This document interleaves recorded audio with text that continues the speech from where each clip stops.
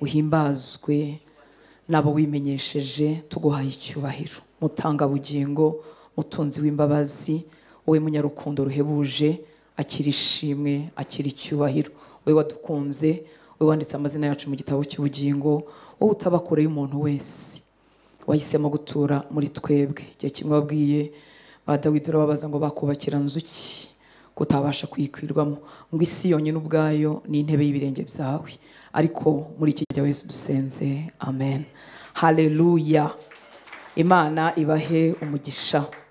Murakoze kuba mu nzu y'Imana, murakoze kubonera Imana umwanya. Imana nibishimirwe. Ikintu cyose cy'agaciro cyangwa umuntu wese w'agaciro tumushakira umwanya. Haleluya. Rero uyu ni umwanya tuba duhaye Imana ngo twigire ku birenge byayo, twigishwe nayo. Murabizi ko turi mu mwaka wo guhamya, murabyibuka. Haleluya. Umwaka wo guhamya, kandi uwo duhamya atwuzuza ibihamya bye. Ntiyifuza ko dutwara inkuru z'impuha, ntiyifuza ko tumuvuga tutamuzi. Uramutse uhamije umuntu utazi, wajya umuhimbira, wajya umuvuga ibitari byo. Rero data yifuza kutwihishurira, aduhishurire Kristo, aduhishurire icyo Yesu yakoze, aduhishurire abo turi bo muri Kristo Yesu, kugira ngo nitumuhamya tumuhamye iby'ukuri. Haleluya. Dutangiye rero inyigisho tuzamaramo iminsi aharaho kubw'ubuntu bw'Imana. Tuzagenda dusoma igitabo hafi ku gitabo, si ku gitabo ariko umurongo umwe ku wundi uko Imana izadushoboza. Nazihaye umutwe uvuga ngo umuhamya wuzuye ibyo ahamya. Haleluya. Haleluya. Haleluya. Umuhamya ariko wuzuye ibyo ahamya. Umuntu ashobora guhamya ibintu bitamwuzuye, icyo gihe guhamya kwe kukaba guto, kukabura ubushizi bw'amanga. Ariko iyo umuntu yuzuye ibyo ahama, agira ubushizi bw'amanga butangaje. Ndabasaba rero kuba mufite Bibiliya zanyu ndetse no kwandika aho bishoboka. Icyo uri busigarane mu mutima wawe ucyandike, hanyuma kandi uzanagisubiremo. Haleluya. Kubera ko iri jambo ry'Imana ridukorera iyo ritinze muri twebwe, mu mitekerereze yacu, rikaganza uko dutekereza, rikatwuzura kugeza igihe dutekereza nkaryo cyangwa se nk'uko icyo ryavuze. Turaza kugenda tubyumva. Turakoresha urwandiko Pawulo yandikiye itorero ry'i Kolosayi,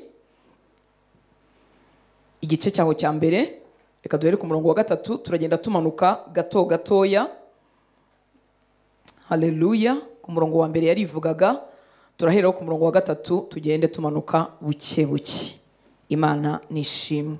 Urwandiko Pawulo yandikiye itorero ry'Abakolosayi cyangwa ry'uwo mujyi mutoya w'i Kolosayi. Haleluya. Reka dusome kuva ku murongo wa 3. Mwuka wera turamuraritse ngo yigishirize muri twebwe, kandi n'ibitekerezo byawe bitekanire kumva ijambo ry'Imana. Ibitekerezo burya birigenga cyane, bishobora kudusiga hano bikagera nko muri Amerika cyangwa mu Bushinwa cyangwa mu ntambara yo muri Ukraine n'Uburusiya bikagerayo. Bishobora kudusiga hano bikagenda bigateka inyama cyangwa bigateka ibishyimbo bigahisha byicaye hano. Rero ibitekerezo birigenga, niyo mpamvu ukwiye kujya ubigaruka wumva ijambo ry'Imana. Kandi nanjye ndabibwira ngo ibitekerezo byacu twese, guma hano uhure n'Imana yakugeneye. Imana nishimwe. Impamvu umwanzi abitwara nuko abazi ko ijambo iyo ritacengeye ritagira umumaro usa n'uwaryumvishije, kuko icyo gihe ntabwo aba yaryumvishe. Reka rero dukomeze ku murongo wa 3. Dushima Imana se w'umwami wacu Yesu Kristo uko tubasabiye iteka ryose. Murumva n'urwandiko yabandikiraga abavugaho, aravuga ngo ashima Imana se w'umwami wacu Yesu Kristo uko abasengera cyangwa uko tubasabiye iteka ryose. Ni iki kimutera gushima Imana? Arakitubwira ku murongo wa 4 ngo kuko twumvise ibyo kwizera kwanyu mwizeye Kristo Yesu n'urukundo mukunda abera. Haleluya. Ikimutera gushima Imana ku bw'itoro ry'i Kolosayi nuko hari amakuru bumvise, kuko twumvise ibyo kwizera kwanyu mwizeye Kristo Yesu n'urukundo mukunda abera. Ibi rero Pawulo yari yumvise kwizera kwa ririya torero. Ubundi kimenyerewe tuzi ko kwizera kuba imbere mu mutima, siko bimeze? Kwizera ntikugira urusaku, rikuvuga kuba imbere. Ariko ku kwizera kukuri kuzima kudapfuye burya kugira ijwi, kugira sound, kugira ijwi rigera kure rikarangurura abandi bantu bakabimenya ko tugufite. Imana nishimwe cyane. Ni ukwizera kwahinduye imibereho yabo, ni ukwizera kwahingutse inyuma, kandi burya niko tugenewe. Muranyuma nshuti z'Imana, kwizera iyo kutahingutse inyuma kuba kudahari. Yesu ashimwe cyane. Rero igitera Pawulo gushima nuko hari amakuru yumvise, yumva amakuru yo kwizera kw'iri torero, ngo twumvise ibyo kwizera kwanyu. Nuvuga ngo n'ukwizera kutagumye mu mutima ngo uvuge ngo reka njyewe nizera Imana, ngo njyewe n'Imana tubiziranyeho. Yego muba mubiziranyeho, ariko koko iyo guhari kurahinguka kukameneka inyuma. Imana nishimwe cyane. Haleluya.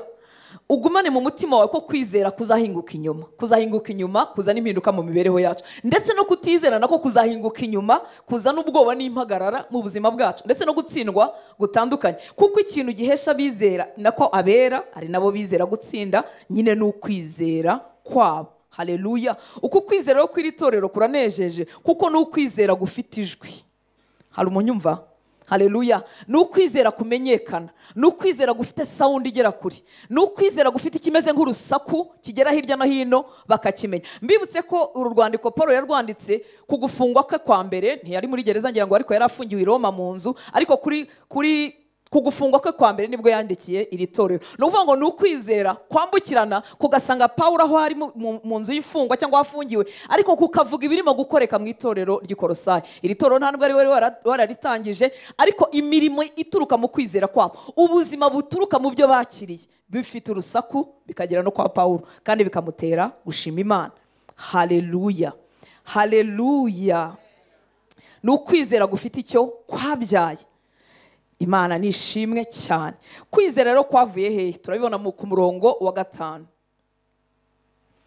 Nguko kwizera kurakomoka mu bintu byitwa ibyiringiro. Iyi si tuyibeshwaho n'ibyiringiro. Ibyiringiro ni ikintu ntari nasingira, ariko kinyemeza ko ejo hazaza bizaba byiza. Siko bimeze? Haleluya. Ibyiringiro ni ibintu bimbwira ngo nimpagarara cyangwa nicara kuri ino ntebe ntabwo ndi bugwe. Ibyiringiro ni ibintu bimbwira bima icyizere kibikurikiraho. Rero iyo umuntu yabibuze ibyiringiro arapfa.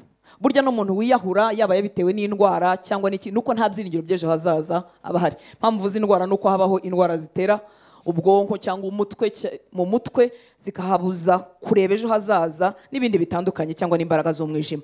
Imana nishimwe cyane. Uku kwizera rero ngo baragukomora kubw'ibyiringiro. Bakura hehe? Kubw'ibyiringiro by'ibyo mwabikiwe mu ijuru, ibyo mwumvise kera mu ijambo ry'ukuri k'ubutumwa bwiza. Ndifuza ko nta jambo na rimwe rigucika. Imana nishimwe cyane. Haleluya. Kuri 4 hatubwiye ngo kuko twumvise ibyo kwizera kwanyu, mwizeye Kristo Yesu n'urukundo mukunda abera. Kwizera kwanyu kwarashakuje kutugeraho, urukundo mukunda abera rwarashakuje rutugeraho. Ngo ni kubw'ibyiringiro. Mbese ibi byose uko kwizera kuvuga gufite ijwi bikomoka ngo kubw'ibyiringiro bw'ibyo mwabikiwe mu ijuru. Itoro ry'Ikolosayi ryarapfumuye n'amaso asanzwe, rigira ibyiringiro, rirareba ribona ibyo babikiwe mu ijuru. Imana nishimwe cyane. Mbibutse ko bari abantu bameze kimwe natwe, bafite ibibahiga nk'uko tubifite. Haleluya. Ariko ibyo byiringiro impamvu bidatenguha nuko atari ibyina ahangaha gusa, ahubwo baratoboye ngo babone ibyiringiro by'ibyo babikiwe mu ijuru. Ariko se byo bigakomokaho ngibyo mwumvise kera mu ijambo ry'ukuri k'ubutumwa bwiza. Muri make ibi byiringiro bituma bamenya ibyo babikiwe mu ijuru ni ibintu byaciye mu matwi yabo, barabyumva kuva kera. Ariko si inkuru zitambuka, si ibiganiro bisanzwe, ahubwo bikomoka mu butumwa bwiza, muri gospel. Imana nishimwe cyane. Haleluya. Mbibutse ko ubutumwa bwiza si ikindi, ni ibivuga Yesu, icyo yakoze n'icyo yatugize cyo mu Mana. Imana nishimwe. Kuri 6 ngo ubwo butumwa bwiza bwabagezeho namwe ab'Ikolosayi, ngo nk'uko bwageze no mu isi yose, hanyuma bukera imbuto. Haleluya. Haleluya. Haleluya. Haleluya. Haleluya. Ubutumwa bwiza bugira imbaraga, bumeze nyine nk'imbuto, kandi bukera ikindi kintu. Ngo bwabagezeho namwe, ubwo butumwa bwiza bwabagezeho namwe nk'uko bwageze no mu isi yose, hanyuma bukera imbuto, bugakura nk'uko no muri mwe bwazeze uhereye ku munsi mwumviyemo mukamenya ubuntu bw'Imana by'ukuri. Umuntu wese wakiriye ubutumwa bwiza, haleluya, haleluya. Hari imbuto zameze mu buzima bwe, Imana nishimwe cyane. Iyo imbuto zitameze ubutumwa bwiza buba butinjiye. Yesu ashimwe cyane. Sinavuze ko ibitekerezo byigenga n'ubwenge bwigenga, ushobora kwicara munsi y'ahavugirwa ubutumwa bwiza ariko ntubwakire. No mu ishuri ni ibisanzwe, amarevi yatubera umuhamya. Attitude umunyeshuri yazanye mu ishuri ituma yakira ibyo mwarimu avuga cyangwa ntabyakire. Attitude ya mbere y'uko isomo ritangira. Ni bande bigeze kugira abarimu badakunda? Isomo rye nturyumve burundu, ryaba ryoroshye ryaba rikomeye. Ni ukuvuga ngo inyifato imbere y'iryo somo izatuma uryumva cyangwa utaryumva. Yewe n'inyifato ya nyuma, kuko bamwe barisubiramo kugira ngo byumve neza. Muri make mu bintu tukorera abana batoya ni ukubakundisha amasomo biga. Niyo mwarimu abaye umurezi mwiza bakamukunda, babasha kubyumva byoroshye. Yesu ashimwe cyane, haleluya. Ubutumwa bwiza rero ahantu hose bugera buzera imbuto byanze bikunze. Nibyo Pawulo arimo kutubwira ngo bwabagezeho namwe nkuko bwageze no mu isi yose. Mwibuke ko bavuga mu isi yose bavuga nyine isi bari bazi. Yesu ashimwe cyane, aho bari bazi, haleluya. Ngo bwabagezeho namwe nkuko bwageze no mu isi yose, bukera imbuto, bwamara kwera imbuto bukanakura nkuko no muri mwe bwazeze, uhereye ku munsi mwumviyemo mukamenya ubuntu bw'Imana by'ukuri. Kuva inkuru nziza yagera mu itorero ry'Ikolosayi, haleluya, kuva umunsi batangiye kumva, bwatangiye kwera imbuto, bugenda bukura. Babitewe n'iki? Nuko bamenye ubuntu bw'Imana by'ukuri, haleluya. Umuntu ashobora kumenya ubuntu bw'Imana gace, kandi ubuntu bw'Imana ni bugari cyane, n'ubundi tugenda twongererwa kubumenya. Rero iri torero Pawulo aratubwiye ngo bamenye ubuntu bw'Imana by'ukuri, bituma ubutumwa bwiza bakiriye bugenda bwera, burangije bugira kwizera gufite urusaku n'ibyiringiro bigera hirya no hino. Haleluya, haleluya. Umutima wawe wakire icyo Imana ivugana nawe kugira ngo kizane impinduka z'ubumana nk'uko wabigenewe mu buzima bwawe. Imana nishimwe, haleluya. Reka tugende dusubiramo kugira ngo turebe ko twabigumana mu mitima yacu. Kwa kwizera kuvuga kwageze kuri Pawulo, kwa kwizera gufite ijwi rigera kure, kwavuye mu byiringiro. Murabyibuka bya byiringiro by'ibyo babikiwe mu ijuru, ariko nabyo byavuye mu cyo bumvise. Si ikindi bumvise, ni ubutumwa bwiza, kandi ubutumwa bwiza si ikindi, ni Kristo. Haleluya. Icyo yaje gukora n'icyo yaduhinduye cyo mu Mana. Muranyumva nshuti z'Imana? Niyo mpamvu mu buriganya bwa Satani atera abantu guhagarara ku gatuti ntibavuge ubutumwa bwiza, ntibavuge Yesu. Tukaba twabatera story bikarangira, kuko Satani arabizi ko ntacyo bihindura. Bishobora gukabakaba amarangamutima yawe, bishobora kukumara amatsiko, ariko ntibiguhindura. Kandi mu bindi binyoma biriho, murabona turi ku isi ya internet, nta n'umuntu ukigira pasiteri umwe. Umuntu ashobora kwibwira ko yakurikiye ubutumwa bwiza, wenda yakurikiye nk'ikiganiro Rutansi yagiranye n'umunyamakuru, kikubaza ngo wabyaye abana bangahe, ngo ese ngo wakijijwe ute. Ashobora kuzamo ijambo ry'Imana nk'iry'umurongo umwe, ariko indi minota 30 igahita tuvuga story z'ukuntu avuye i Nyamirambo, z'ukuntu buriya ntago ari ubutumwa bwiza. Kira ni ikiganiro. Noneho ikibazo, umuntu ashobora kumva yabikurikiye akajya yumva yumvise ubutumwa bwiza. Oya, Yesu ashimwe cyane. Ubutumwa bwiza buvuga Yesu, bukavuga Yesu wenyine, icyo yaje gukora n'icyo yatugize cyo mu Mana. Muri make butumenyesha position dufite mu Mana. Imana nishimwe cyane, haleluya. Kandi iyo wayimenye umwanzi abagize ibyago.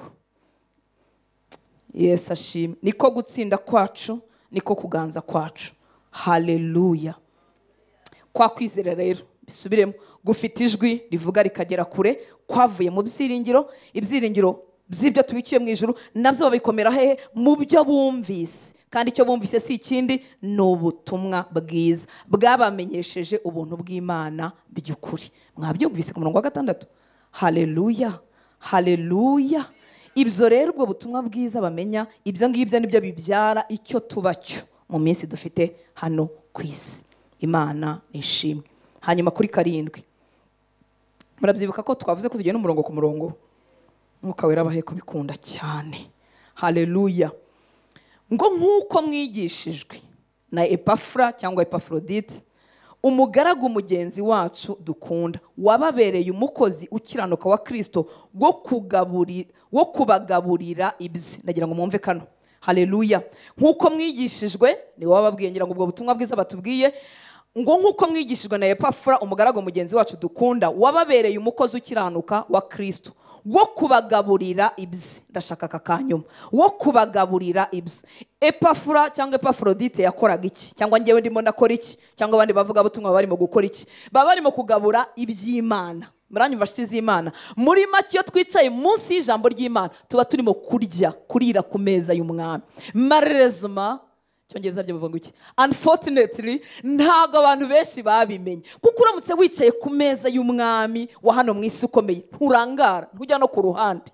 Ariko kuko tutamenye ko iyo turya ijambo ry'Imana tuba turira ku meza y'umwami, niyo mpamvu umuntu ashobora gucatinga, niyo mpamvu umuntu ashobora guteka ibishyimbo kandi ari hano, niyo mpamvu umuntu ashobora gutekereza ku muntu wamuhemukiye, niyo mpamvu umuntu ashobora gupanga uduporogaramu mu mutwe akatunoza akaturangiza kuko atamenya ameza yicayeho. Ariko iyo umuntu yabimenye, haleluya, agafata buri kintu cyose abwiwe, ubuzima bwe bwanze bikunze buzahinduka. Imana nihabwe icyubahiro, haleluya. Buzera za mbuto zigera kure nkuko twabyumvise.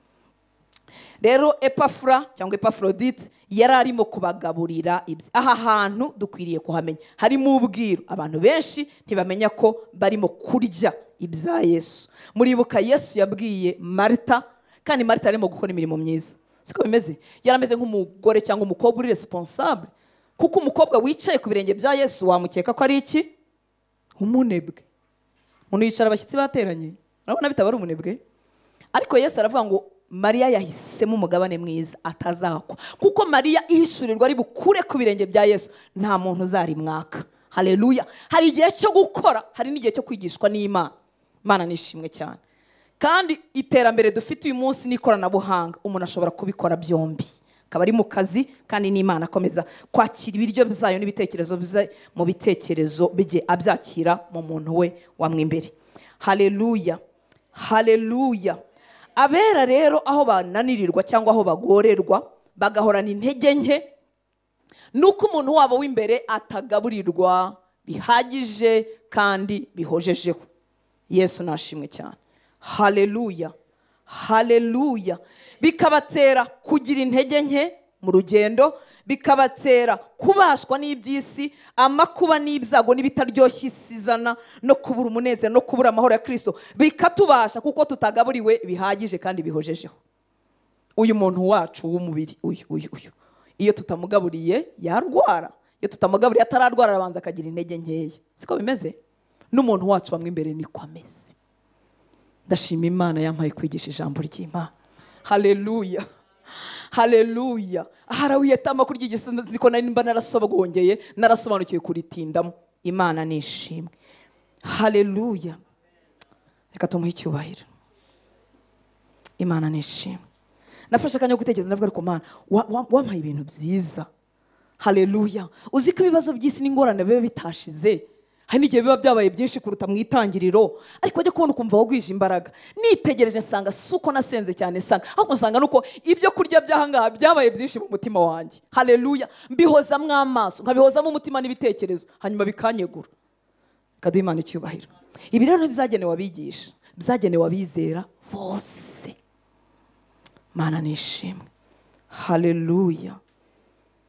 Igituma bera bafite intege nke nuko batarira ku meza y'umwami bihagije. Ntago mvuga igaburo ryera sente twayikora dusoje amasengesho, sibyo. Ndavuga ibi byo kurya, ibi byo kurya. Yesu yabwiye abantu muri Yohana, barababwira ngo bari bamarimo kumubwira ngo gira igitangaza ukora, dore Mose yamanuye manu n'ibindi. Aravuga ngo bariye manu barapfuye, ariko abarya kuri nje bazabaho iteka. Haleluya. Abarya umubiri nzaba. Iyo urya ijambo ry'Imana ni Kristo ubwe, kuko yitwa jambo. Imana nishimwe cyane. Arongera avuga ngo amagambo mbabwira ni umwuka kandi n'ubugingo. Haleluya. Ntabwo ari amagambo y'abantu. Niyo mpamvu Satani yakubujije kuyasoma, ukamara imyaka 20 utarasoma Bibiliya kuva kuri page ya mbere kugera ku yanyuma. Yo kinyoma cy'umwanzi. Yesu ashimwe cyane. Haleluya, haleluya. Hanyuma rero ntabwo harya amatwi. Iyo tugaburira umuntu wamwe imbere ntiharya amatwi gusa, icyo akora nyine bica mu matwi, ariko harya mind, harya imitekerereze. Imana nishimwe. Kuko iyo biciye mu gutwi gusa ariko ntibizana impinduka muri mind yanjye cyangwa mu bitekerezo byanjye, ntibizana impinduka muri make, simbisobanukirwe, bimera nkaho ntigeze mbyumva. Hari umuntu unyumvise? haleluya, haleluya. Kurira ku meza y'umwami ntago harya amatwi gusa. Haramutse harya amatwi, abera bari kuba baramaze gukora imirimo y'Imana itangaje. Ahubwo bica mu matwi bigasiga biremye understanding cyangwa se gusobanukirwa. Kandi kugira ngo understanding ikintu cyangwa ugisobanukirwa nuko kimaraho iki? Umwanya. Siko bimeze? Haleluya, haleluya. Iyo kitambukiye ntunakibuka. Iyo tuvuga ngo umuntu niyandike aze kongera asubiremo no kugira ngo nyine bize kukuremera gusobanukirwa, bize kukuremera understanding, bize guhindura imitekerereze yawe, byicayemo byashoreyemo imizi. Ntago rero harya amatwi, ahubwo harya mind, harya imitekerereze yanjye. No kuvuga ngo ikintu numvise kiragenda kikanshengera, noneho nkagisobanukirwa. Hanyuma byakuzura yego bikabyara impinduka mu mitekerereze, niho bihera. Byamara kubyara impinduka mu mitekerereze bikabyara n'ubuzima buhindutse runaka cyangwa icyo twita lifestyle. No kuvuga ngo izo mpinduka zizazanwa nuko imitekerereze yanjye yahindutse. Yesu ashimwe cyane. Tuba duhombye iyo umukristo, ni nayo mpamvu za jenoside zishoboka mu Rwanda kandi hari abakristo 94%. No kuvuga ngo barumvise ariko ntibigeze basobanukirwa, ntibigeze bibacengera. Imana nishimwe.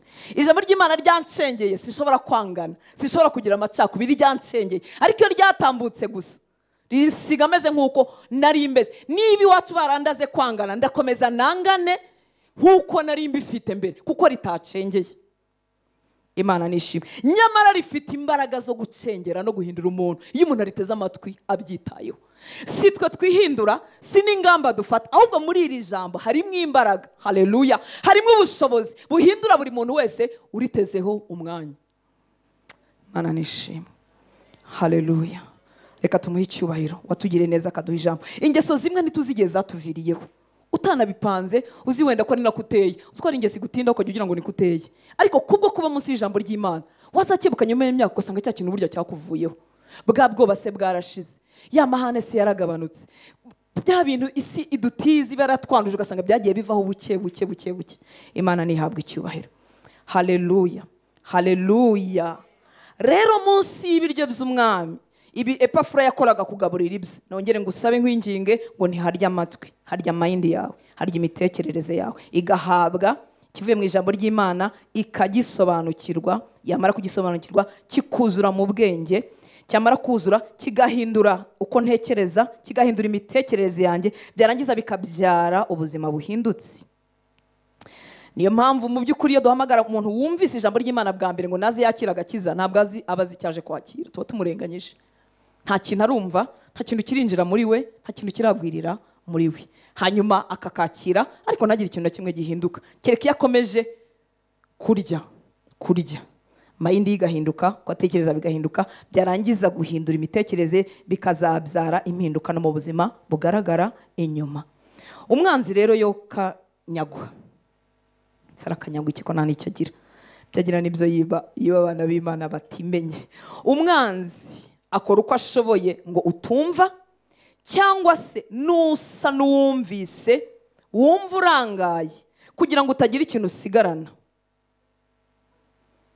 hanyuma akihutira gutuma akasa nk'akinjiyemo, nako wihutira kugasohoramo utega amatwi ibinyuranye n'ubutumwa bwiza. Reka nsubiremo. Haleluya, haleluya. Muntiza amatwi y'inyuma n'ay'imbere. Yesu nashimwe cyane. Umva uko umwanzi abigenza, akora uko ashoboye ngo utumva, cyangwa se nusa n'uwumvise gasa nk'akantu kamwe kinjiye, akora uko ashoboye kugira ngo nako kinjiye ntatume kagumamo. Abigenza ate? Ahita aguteza inyota yo gusukamo ibindi binyuranye n'ubutumwa bwiza kugira ngo cya kindi wakiriye kidashora imizi. Yesu ashimwe. Urugero, ubutumwa bwiza murabizi ko ari bwo bubyara kwizera. Haleluya. Kwizera kuzanwa n'iki? Kumva iki? Ijambo rya Kristo. Haleluya.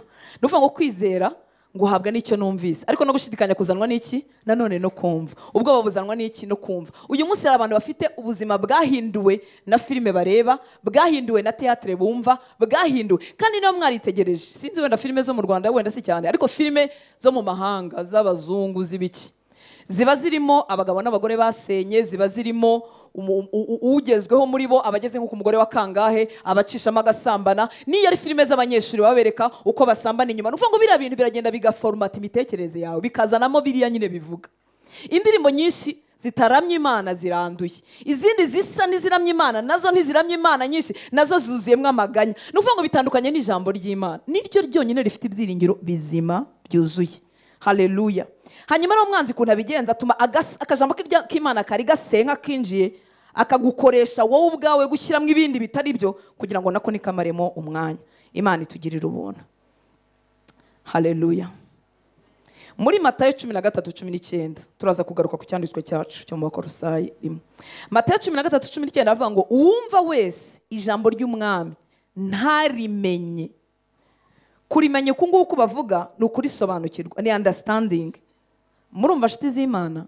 Matayo 13:19 uwumva wese ijambo ry'umwami ntarimenye, umubi araza agasahura ikibibwe mu mutima we. Uwo ni usa n'izibibwe mu nzira. Murabizi ko zitigeze zera, siko bimeze? Yo mwagiye kera. Abahari haleluya, abagiye mugaruke. Uwumva wese ijambo ry'umwami ntagire gute? Ntagire gute? Iyo atarimenye umubi arigeraho akse, umubi abasha kurifata. Iyo yarimenye umubi ntabwo arigeraho. Muri mashiti z'Imana, uwumva wese ijambo ry'umwami ntarimenye, umubi araza agasahura ikibibwe mu mutima we. Cyasaga nk'ikibibwe ariko kuko atakimenye ntikiri bugire imbaraga zo gushora imizi. Niyo mpamvu Imana ihagurutsa abigisha. Iteka twese tugira abantu twigiraho. Haleluya, haleluya. Ukwiye no kurobanura abo wigiraho ijambo ry'Imana. Imana itugirire neza. Uwumva wese ijambo ry'umwami ntarimenye, umubi araza agasahura ikibibwe mu mutima we. Uwo ni usa n'izibibwe mu nzira. Mutekereze rero inshuro twumva ijambo ry'Imana dusinziriye, mutekereze inshuro dusoma Bibiliya dusinziriye, mutekereze inshuro tujya mu materaniro nyuma bakubaza ati wumvise iki? Kavuga ati ariko bafashijwe. Tunumva nafashijwe, atari akantu k'akagero yatanze. Urumva Satani kunari umuriganya? Kanguka mama, munyeganyeza mu musinzira. Kandi nabyo n'uburiganya bwa Satani. Sikusinzira mu gitondo koko. Umwanzi abazi ko urimo guhura n'ibyagukiza, akakubuza kubyumva kandi wanaje. Haleluya, haleluya, haleluya. Mujya mwumva ibitotsi biza iyo umuntu arimo nko gusenga nka nijoro, ariko waba urimo nko gukurikira ikindi kintu ukunda ntumenye naho bigiye. Ninjye nyine bibaho. Kera mama wacu yajyaga tuvugisha ishapuri tukiri batoya. None icyo gihe habagaho nakugira ngo ziracyabaho ikinamico. Ntabwo uyu munsi nkiyumva ariko nicyo gihe zabagaho. None twagomba kuvuga ishapuri mbere y'uko ikinamico izamo. Banza yabaga ku wa kabiri niba nibuka neza. Noneho tukavuga ishapuri dusinzira we, kandi yatuvugishaga dupfukamye. Tukayivuga dusinzira duhonda imitwe igapfa kurangira, tukaba tubaye maso tugakurikira ikinamico nta muntu n'umwe ugira gute uhunyiza. N'uyu munsi dufite ubutumwa bwiza, tutarimo no gusubiramo amasengesho kubwo gusubiramo. Umwanzi ntashaka kumenya icyagukiza. Yesu ashimwe cyane. Yifuza ko uhora mu kintu gisa kimeze kimwe. Niyo mpamvu ukwiriye kumenya ko ni urugamba rw'umwuka. Ukikangura ukanguka, hagarara wumva ijambo ry'Imana, kanguka ava mu bitotsi. Iyo dufite ibizamini cyangwa dufite akazi kenshi ko tubikora, tukanywa amakawa tukagira gute? Yesu ashimwe. Haleluya, haleluya. Icyama mukanyumva inyota ikuzura mu mitima yanyu kugira ngo dusingire ibyo Umwami wacu adufitiye. Umuntu wese wumva ijambo ry'Imana ntarimenye, umubaraza agasahura ikibibwe mu mutima we. Ntarimenye, murabyibuka ko bivuga ngo ntarisobanukirwe. Kuko ikintu nasobanukiwe ntushobora kukinkura cyagezemo. Nk'ubu ntago wankuramo urukundo rw'Imana. Nubwo naba napfushije, nubwo naba nabaye ikisi, nenda guhera umwuka nanjye ubwanjye ndimo mpfa, ntushobora kumbwira ngo Imana ni inkunda. Nagize umugisha biracengera ndabimenya. Kuva bigezemo rero nta kintu kimwe gishobora kubikora. Kandi mu bintu abana b'Imana benshi barwana nabyo no gushidikanya urukundo rw'Imana. Iyo bamwirukanye ku kazi aravuga ngo Imana ni inkunda. Yatinze kubona ikintu aravuga ngo Imana ni inkunda. ariko nta hantu bihuriye. Ibitubaho nta hantu bihuriye n'urukundo rw'Imana. Muranyumva nshuti z'Imana? Ntirugabanuka, oya, ntiruniyongera, rurahagije. Haleluya. Turuhishurirwa zonyine mu ijambo ry'Imana. Kuko rero iyo tutaruhishurira mu ijambo ry'Imana, dufata urukundo rw'Imana tukarugeranya n'urukundo rw'abantu. Njyewe nshobora kugukunda cyane, indi minsi nkagukunda gakeya, kuko turi abantu. Ariko urukundo rw'Imana ntabwo ruba rwinshi iyo uri mu masengesho y'iminsi itatu tuzajyamo, ntabwo ruba rukeya iyo udaheruka gusenga. Urukundo rw'Imana rurahagije. Haleluya. Ruruzuye, rurasendereye. Uwarumenye rero nta kindi akora uretse guhora yifuza kuruganamo. Ntushobora kumenya ko umuntu umukunda agukunda ngo umuhunge ngo ujye kure ye, ahubwo uhora wifuza kumusanga. Urukundo rw'Imana rurakiza. Rukiza imvune z'isi, n'ibintu biba byatubwiye ko bitadukunda, n'ibintu biba byatubwiye ko tutaryoshye, n'ibintu biba byatubwiye ko ibintu bibishye, n'ibintu biba byakubwiye ati dore uri mubi, dore ntiwize, dore ntumeze gutya, dore ntuzi, dore ntubashije, dore. Urukundo rw'Imana ruvura ibyo byose. Kandi rugahinduka uruhagije, tukabaho tutanduranya. Ahubwo tubaho tugirira neza ibitwegereye n'abatwegereye, kuko ruratwuzura tukaruhaho no ku bandi. Reka duha dukunze icyubahiro. Haleluya. Aragahezagirwa, akwiriye icyubahiro. Amen. Muri Bibiliya rero hagiye habamo amagambo avuga ngo mwirinde. Imwe muri mwirinde iba mu isezerano rishya, iravuga ngo mwirinde uko mwumva. Ubu ni Yesu wabivuze muri Luka 8:18. Haleluya. Ngo nuko mwirinde uko mwumva, kuko ufite azahabwa, n'udafite akazakwa n'icyo yibwiraga ko afite. Mujye mwumva neza ijambo ry'Imana. Haleluya. Muribuka ko hejuru aho tuvuye muri Matayo 13:19 ngo umuntu wumva ijambo ry'Umwami ntarimenye, ni ukuvuga ngo yumvise atabyitayeho, yumvise adateze amatwi, ntiyagize kwifuza kurisobanukirwa ngo avuga atari ko se ko ntabyumvise neza, ongera umbwire. Cyangwa ngo yongere, mwabonye niyo usomye ikintu ucisha hejuru ubwawe nta n'uri gusobanurira, ukongera ugasubiramo, ukongera ugasubiramo, kugenda wumva kandi nta wundi muntu ukwigishije, kuko ubimazemo umwanya. Yesu ashimwe cyane. Haleluya. Rero Yesu aravuze ngo nuko mwirinde uko mwumva. Mu yandi magambo, ku byo kurya by'Umwami, bya bindi Epafrodite ari mwagabura, ijambo ry'Imana dukwiriye kuryumva with much attention, tubyitayeho. Haleluya. Haleluya. Mwirinde uko mwumva. Kubera iki? Ufite gito yumvise kizamuhesha kumva ikindi, guhishurirwa ikindi. Hanyuma n'udafite akazakwa n'icyo yibwiraga ko afite. Ijambo mujya muryumva? Ese bagiye kumwambura iki ko ntacyo yari afite? Yibwiraga ko ntacyo afite. Icyo afite ntiyagihaye agaciro, mu yandi magambo niyo mpamvu akinyazwe. Birasobanutse ra? Haleluya. Haleluya. Haravuze ngo n'udafite akazakwa n'icyo yibwiraga ko afite. Twirinde uko twumva. Nuko mwirinde uko mwumva, kuko ufite azahabwa. Iyo utangiye kumva ijambo ry'Imana no kurigirira inyota, wongererwa ibindi, ukongererwa ibindi, ugahishurirwa ibindi, ugahishurirwa ibindi. Haleluya. Ku 8 dukomeze. Twavuye kwa Epafura wabagaburiraga iby'Umwami, tugiye ku murongo wa 8 ngo kandi watubwiye iby'urukundo rwanyu muheshwa n'umwuka. No kuvuga ngo Epafura nawe yohereje amakuru yuko yasanze iritorero. Yatubwiye iby'urukundo rwanyu muheshwa n'umwuka. Twasubiye mu Bakolosayi 1 ku murongo wa 9 ngo nicyo gituma tudasiba kubasabira uhereye igihe twabyumviye, twifuza ko mwuzuzwa ubwenge bwose bw'umwuka. Nuvuga ngo niba ikintu gishobora kuzura, gishobora no kugira gute? No gucagata. Sibyo? Gishobora kuba gike cyangwa kikaba cyinshi. Ngo nicyo gituma tudasiba kubasabira uhereye igihe twabyumviye, twifuza ko mwuzuzwa ubwenge bwose bw'umwuka no kumenya kose, ngo mumenye neza iby'Imana ishaka. Haleluya. Haleluya. Bamaze kumva kwizera kwabo kwabagezeho gufite urusaku kuvuga n'ibyiringiro bafite by'ubutumwa bwiza bakiriye n'uburyo beza imbuto, bakomeje kubasengera no kubasabira. Babasabira iki? Bifuza ko buzuzwa ubwenge bwose bw'umwuka. Haleluya. Imana ishimwe ko ubwenge bw'umwuka nta hantu bujya bugera ngo buvuge ngo byaruzuye nta kindi cyo kongeraho gihari. Naranyumva nshuti z'Imana. Haleluya. Ayi. Hari umuntu umwe azajya yicara iruhande rwanjye. namubonye nzajya mutumira twicarane aha. Yesu ashimwe cyane, kuko kiriya ni igitero cya Satani. Ntabwo bishoboka ko umuntu yasinzira mu materaniro yose, ntabwo byabaho. Ni umwanzi ashye ari kuri ibitekerezo bye.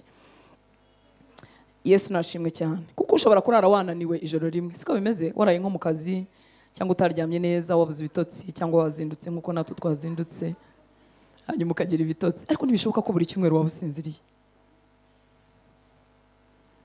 Niyo murajya gushaka uwo ari we, wireba ibyawe. Menya ibyawe. Ngenda menya ibyanyu kuko ndi imbere yanyu. Yesu nashimwe. Haleluya. Dusubiremo ku 9. Nicyo gituma tudasiba kubasabira uhereye igihe twabyumviye, twifuza iki? Ko mwuzuzwa ubwenge bwose bw'umwuka. Nari maze kuvuga ngo ubwenge bw'umwuka, gusobanukirwa Imana, kwihishurirwa ni bigari cyane ku buryo nta muntu wabirangije. Tugenda twongerwaho. Nta hantu umuntu yagera ngo ngo namenye byose nagombaga kumenya, waba watangiye kuyoba. Haleluya. Ariko arabasabira ngo ikipimo bari bariho biyongereho ikindi. Twifuza ko mwuzuzwa ubwenge bwose bw'umwuka no kumenya kose. Ubwo bigaragara ko umuntu ashobora kumenya ho gace nanone. Ngo mumenye neza, bigaragara ko umuntu ashobora kumenya ariko atari neza ubushake bw'Imana cyangwa iby'Imana ishaka. Murimo murumva nshuti z'Imana, Bibiliya yanyu namwe no kwivuga. Haleluya. Turabasabira, turifuza ko mwuzuzwa ubwenge bwose bw'umwuka. Twamenye ibyo mwamenye, byabyaye imbuto, byabyaye kwizera, gusa kuza kukagera kure, ariko turacyabasengera ngo mwongere muzamuke ku yindi level, mwongere mwuzuzwe ubwenge bwose bw'umwuka, mwuzuzwe kumenya kose hatabuzeho na kimwe. Ngo mumenye neza, muri make ntimumenye mushidikanya iby'Imana ishaka. Umuntu ashobora kumenya bitari neza. Ngo mumenye neza iby'Imana ishaka. Haleluya. Mu yandi magambo, kumenya kurakura. Kumenya Imana no gushirwa Imana birakura. Haleluya. Wuzuzwa ubwenge bwose. Umuntu ashobora kugiraho ubwenge buke ku kintu. Iyo tuvuze ubwenge buke byenda kumera nk'igitutsi, siko bimeze? Ariko sibyo. Niba ikintu nkiziho agace, muri make ngifiteho ubwenge buke, siko bimeze? Ntago ari ugutukana, ahubwo nkiziho gato. Rero arabasabira ubwenge bwuzuye kugira ngo kumenya bari bafite kongere kwigire hejuru. Haleluya. Hanyuma arabasabira no kumenya neza iby'Imana ishaka. Kumenya neza iby'Imana ishaka byavuye hehe? Byavuye muri kwa kuzuzwa ubwenge bw'umwuka no kuzuzwa kumenya kose. Nibwiye iki rero nsoma uyu murongo? Haleluya. Reka tusubiremo kugira ngo tugendane kano gace kanyuma. Ngo mumenye neza iby'Imana ishaka. Haleluya. Haleluya. Niba habaho kumenya neza iby'Imana ishaka, kandi tukabimenya bivuye ko twujuje ubwenge bwose, tukuzuzwa kumenya kose, ni ukuvuga ko hari ibintu rero tujya tubeshyera Imana ko ari ibyo ishaka, atari ibyo ishaka, kuko tutagize gute? Tutamenye neza iby'Imana ishaka. Ni iki cyaduteye kutamenya iby'Imana ishaka? Twabuze kuzuzwa bwa bwenge bwose bw'umwuka. Haleluya. Ninde muntu uzatunga kumenya icyo Imana ishaka? Ni umuntu ufite iriya nyota, ni umuntu wiexpose munsi y'ijambo ry'Imana, ni umuntu urimaramo umwanya, azatunga ubwenge bwose, azagenda agira kumenya neza, hanyuma bimuheshe kumenya iby'Imana ishaka. Hari amagambo menshi tuvuga ngo nibwo bushake bw'Imana, atari bwo. Twazize iki? Twazize kubura buriya bwenge bwuzuye. Nta handi tubukura. Si umuhanuzi ubikubwira ngo biriya ni iby'Imana yashakaga, ashobora kubikubwira atari byo. Murumva nshuti z'Imana? Haleluya. Haleluya. Iby'Imana ishaka tubimenyera ahangaha mu kuzuzwa ubu bwenge bwose, kuzuzwa kumenya kose. Kandi muribuka aho biva? Ni mu kumva ubutumwa bwiza butumenyesha ubuntu bwuzuye cyangwa se ubuntu bw'ukuri. Haleluya. Haleluya. Haleluya. Imana itubabarire ibintu byose twayibeshye ngo nibwo bushake bwayo, atari bwo bushake bwayo. Ntitubabarire gusa, itwongere n'andi mahirwe, kuko nitwe bw'inshuro nyinshi tugira gute? Tubihomberamo. Amen. Reka dufate urugero kuri Yosuwa kugira ngo twumve. Mu gitabo cya Yosuwa igice cya mbere umurongo wa 8. haravuga ngo ibiri muri iki gitabo cy'amategeko, nibaza ko iri jambo murizi, abantu bose baduha abenshi baduha za Bibiliya, amagifti ya Bibiliya, ijambo niryo batwandikiye, muribuka bampa Bibiliya bwa mbere cyangwa nanjye nayiguriye niri nandikagamo. Igitangaje nuko ibi batwandikiramo tutabikora. Haravuga ngo ibiri muri iki gitabo cy'amategeko ntukarorere kubihamisha akanwa kawe. Bakabikwandikira kuri page ya mbere. Haraba bifite kuri page zabo za mbere za Bibiliya. Muri make ntago yari verse y'umurimbo, ntago cyari cyanditswe cy'umurimbo, cyari cyanditswe kikubwira ibyo ugomba gukora kuri iyo Bibiliya wahawe cyangwa se wiguriye. Haleluya abajene, haleluya. Bibiliya murazigira no murimbo. Imana nishimye cyane. Ngo ibiri muri iki gitabo cy'amategeko ntukarorere kubihamisha akanwa kawe. Ntukarorere kugira gute? Iyo bavuze ntukarorere, ni igikorwa gikozwe umwanya muto cyangwa ni igikorwa kigaruka? Ntukarorere. Uzi umuntu avuga ati nturorere kuzenguruka ino sare, nukuvuga ngo wagombye komeza kuzenguruka kugeza igihe ari bugaruka akubwira ati stop, sibyo? Ntukarorere, ntukarekeraho, ntukarorere kubihamisha akanwa kawe. Mbibutse ko iki gihe cya Yosuwa, iyo bavuga ngo biri muri iki gitabo cy'amategeko, nibyo bitabo bari bafite. Mwibutse ko ni isezerano rya kera gusa, isezerano rishya ntago rihari. Muri make ni nk'uwavuga ngo ijambo ry'Imana nturekeraho, ntukarorere, sibyo? Haleluya. Ntukarorere kurihamisha akanwa kawe, ahubwo ujye ubitekereza ku manywa na ryari na ninjoro ngo kugira ngo ugire ute? Ubone uko ukurikiza ibyanditswemo byose. Ntibigarukiraho, bakomeza bavuga ngo iki? Niho uzahirwa. Hari umuntu ushaka guhirwa mu buzima ko tubishaka kandi ko tunabyemerewe kandi ko ari ibyacu. Haleluya. Ngo niho uzahirwa mu nzira zawe ukabashishwa byose. Imana nishimwe. Haleluya. Haleluya.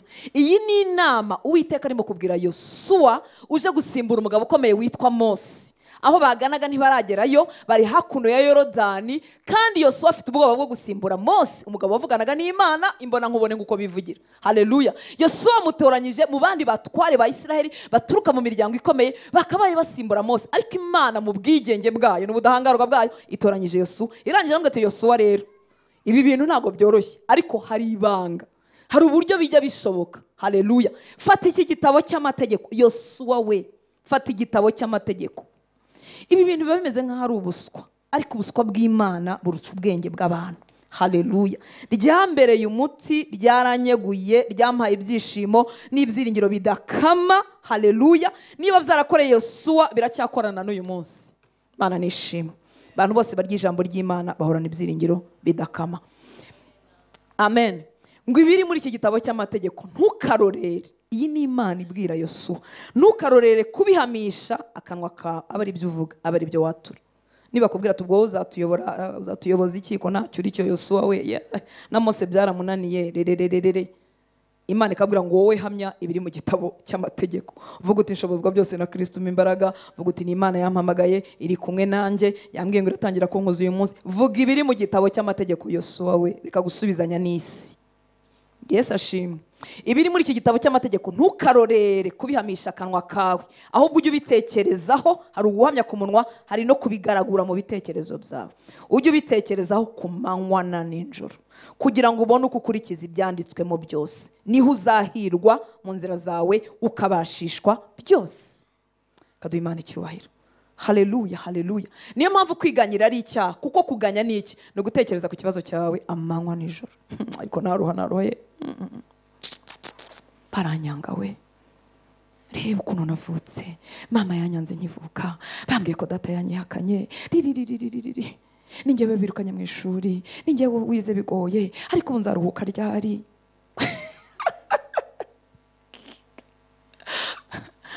Nize nabi primaire, banyirukana, ngize ngo ngere muri segonderi, nabwo biranga, nta kintu ndakora ntarushye. Ubwo amanywa nijoro, ubwo bigeze nka saa 7 z'ijoro, urimo uratekereza kuki? Ku byago n'amakuba yawe, kuko biba bihari mama. nta muntu wabitekerezaho bidahari, ariko bibiri kubwira ngo ntukiganyire nuko yarazi ko ibyo ngibyo bigutebeza bitakuzamura. Nuko nkirangiza kaminuza nagiye kuyinga nta nkuru, ngeze hagati Minerva birabura, abandi bize kaminuza imyaka 3, ngewe nayize 6, ariko mana ngeze mu kazi, kandi mana urabizi ko niyiriza, urabizi ko ntanga icya 10, ariko nyuma y'umwaka umwe baba baranyirukanye n'ukuntu nakiranutse, kandi mana urabizi ko rewe nazize, dore ndari nanze no gusambana. Mu by'ukuri n'umwana mwiza, ariko aya maganya ntazatuma agira gute, agira aho agera. Bibiliya ivuga ngo nimukiganyire nuko ishaka ko hari kujya amaganya haje ijambo ryayo. Haleluya, reka duhe Imana icyubahiro. Haleluya, haleluya, haleluya. Sinanize mana, urareba baranteragana, nta muntu udafite ingorane ze. Yesu ashimwe cyane, ariko Imana ntigeze itubwira ngo tuzitekerezeho ku manywa na nijoro. Yaratubwiye ngo amagambo yo muri iki gitabo aba ariyo wibwira ku manywa na nijoro. Ni amagambo akwegura, nta kintu uratunga. Ni amagambo akuzamura mu bitekerezo, nta muntu wagupfumbatishije ikintu, ariko jya umva uw'agaciro, wanagenda ukumva uraremereye kubera umwami. Haleluya, ukumva ufite Kristo, ukumva Imana irakwemera, ukumva birahagije, kandi biba ari ukuri. Yesu we tugirire neza. Haleluya, haleluya. Hariya muri King James nshyashya, New King James Version, kambasomere mu Cyongereza. Haleluya, kugira ngo byongere bicengere. Hari umuntu wanyandikira ngo ati rwose mutubwirire pastor ibyongereza byihorere, rwose turi Abanyarwanda turamwumva, ariko abantu disi barankunda, Imana ibahumugisha, ariko kubera ko nshaka ko bicengera n'ukuri sinzakireka kubera ko hari akantu kamwe kazamo, nubwo mba nagisomye nyine ya neza yanjye ariko hari akantu kamwe kaza kagatandukana n'Ikinyarwanda, kandi nifuza ko buri kintu cyose nabasha kumenya nakiguha kigacengera muri wowe. So kugira ngo ibyongereza tubyira kugira ngo gacengere neza. Icyatumaga Yesu yingishiriza mu migani, yavaga mu migani akavuga ati ndi umuzabibu, akavuga byose kugira ngo ntagire ikintu na kimwe yagomba kubaha batari bwakire. Ubwo nirwanagaho. Haleluya, reka dukomeze muri New King James Version. Impamvu nkoresha New King James Version nubwo ari ifite Icyongereza gipfa kumvikana kuruta King James. King James yo ni ibitangaza, sinabasha no kuyisoma habe na gato, ni Icyongereza cya kera. Ikindi nyira ahangaha habaho impaka ziba muri aya version y'Ibyongereza, ngo bimwe byegereye original, ibindi byegereye ibindi uramizi gutranslatinga no gutakaza umwimerere. Bibiliya yanditswe mu Kigereki, mu Giheburayo n'Icyarameya gikeya. Ntabwo rero izo ndimi tuzimenye twarushaho kumva cyane, ariko abatoya bagira Imana inyota bashobora kuziga bakabimenya.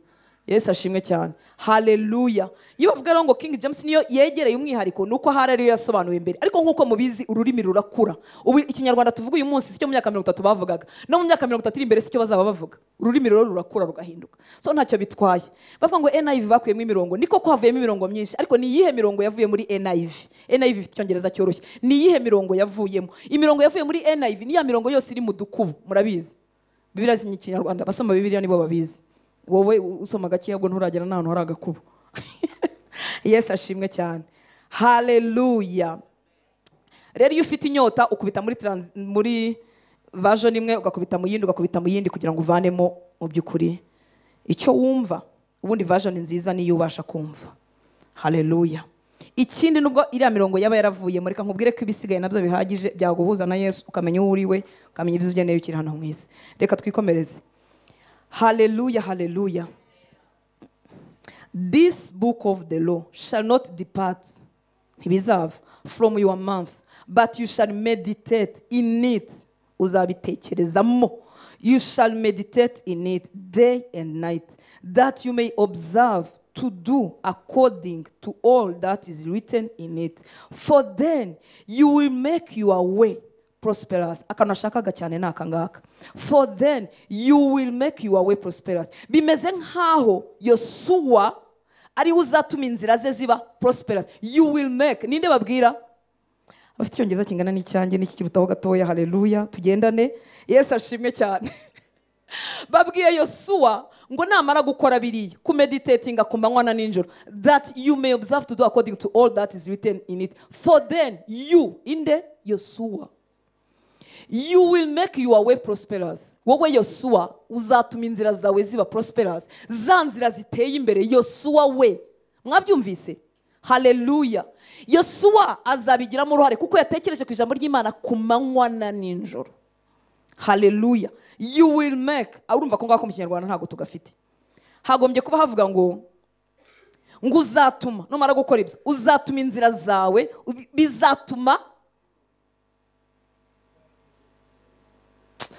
mbese uzarema ihirwe mu nzira yawe kuko Yesu agomba kubigiramo uruhare.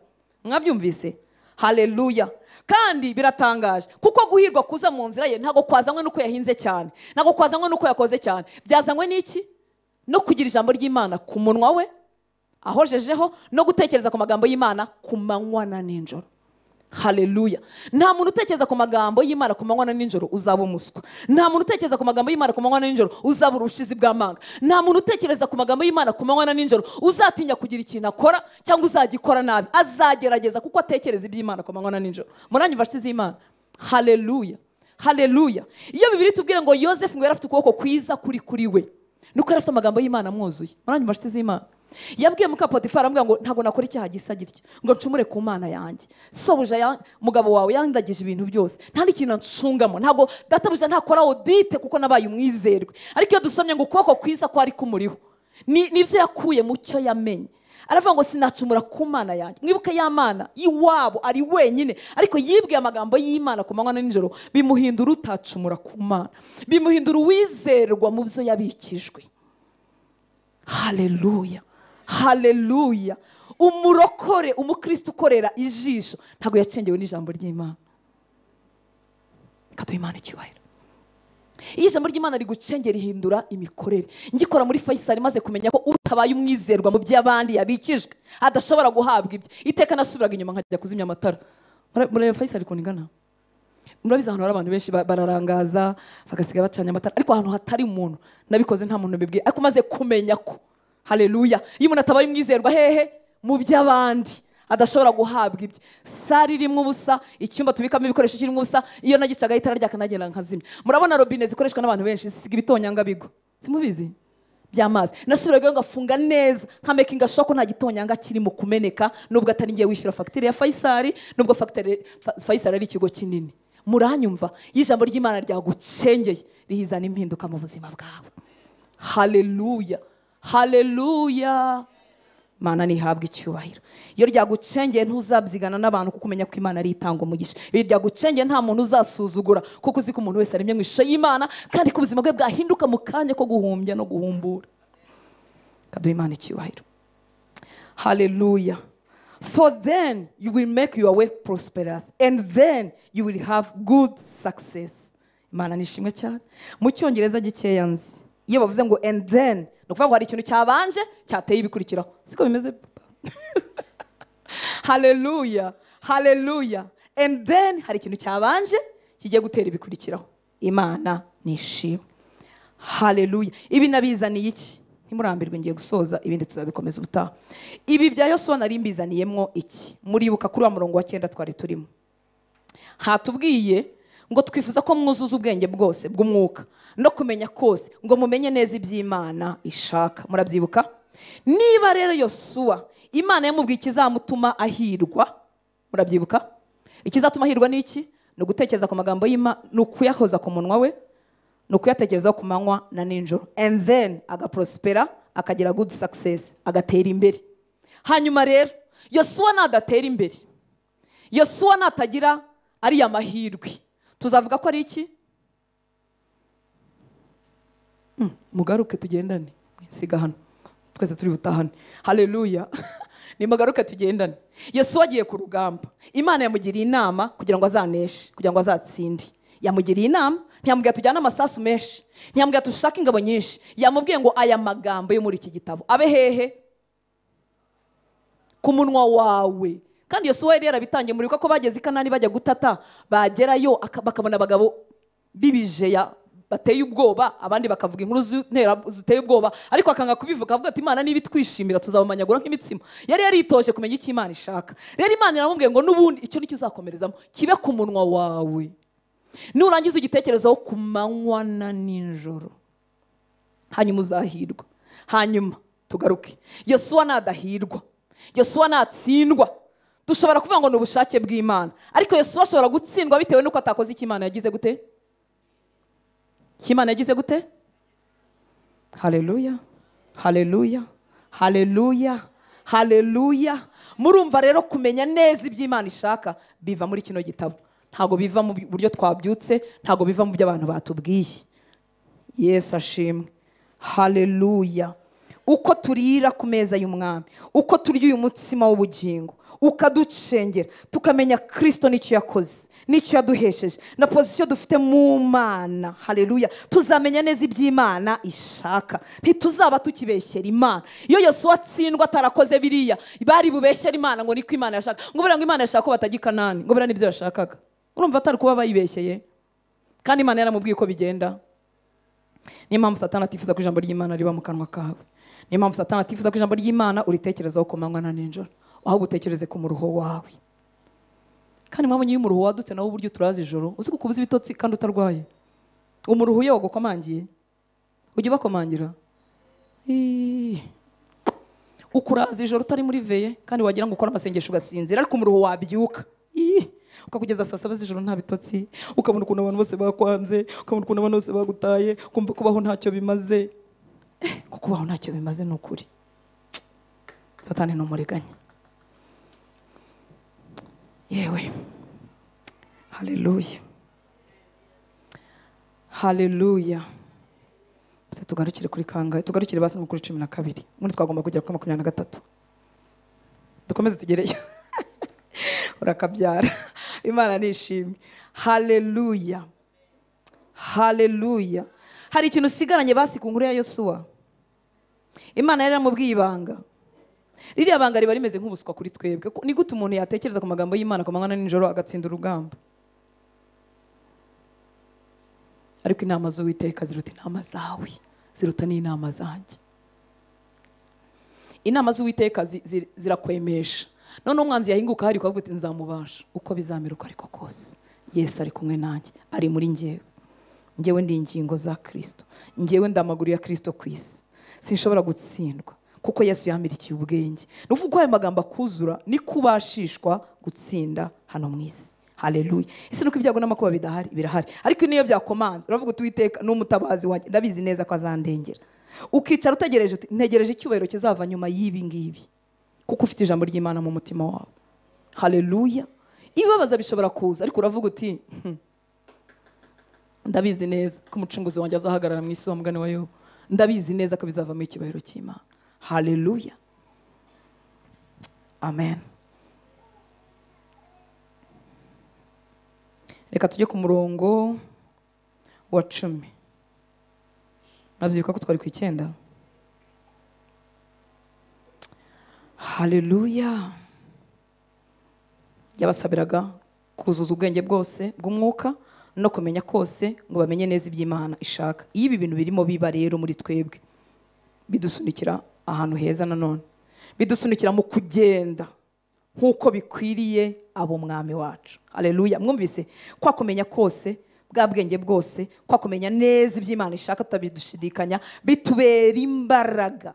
Ufite si twe twikiza, ahubwo uko kumenya kwitwa Yesu uko niwe jambo iyo kwageze muri twebwe bitubera imbaraga zo kugenda nk'uko bikwiriye abo mwami wacu, tumunezeza muri byose, twera imbuto z'imirimo myiza yose, kandi twunguka kumenya Imana. Haleluya. Ibi bintu biraryoshye, ariko mwumvise aho byakomotse. Hari ibintu twumva bikatubyarira kugira ubwenge bwose bw'Imana, bikatubyarira gukura mu kumenya kwacu ko mu mwuka, bikagenda bizana impinduka muri twebwe, bikaduha kumenya neza iby'Imana ishaka, byarangiza bikatubyarira imbaraga zo kugenda nk'uko bikwiriye abo mwami wacu, tumunezeza muri byose, twera imbuto z'imirimo myiza yose, kandi twunguka kumenya Imana. Umunsi ku munsi usanga twungutse, umunsi ku munsi ugasanga twungutse, umwaka nyuma y'uwundi ntitugwingira, tugenda twunguka kumenya Imana no guhishurirwa urukundo Data dukunda, no guhishurirwa icyo Yesu yakoze ku bwacu, no guhishurirwa abo Imana yatugezeho. Haleluya. Haleluya. Nta kintu kiryoshye nko kugira ubu buzima kandi bugenda bukura.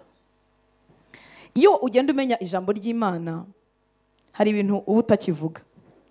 Sinimo kuvuga iby'ibyaha. Urugero, indirimbo ziriho hari ziba zihuje n'icyo ijambo ry'Imana rivuga, ugasanga nk'igice kimwe gihuje n'ijambo ry'Imana icyo rivuga, ariko ikindi ntigihuje nabyo.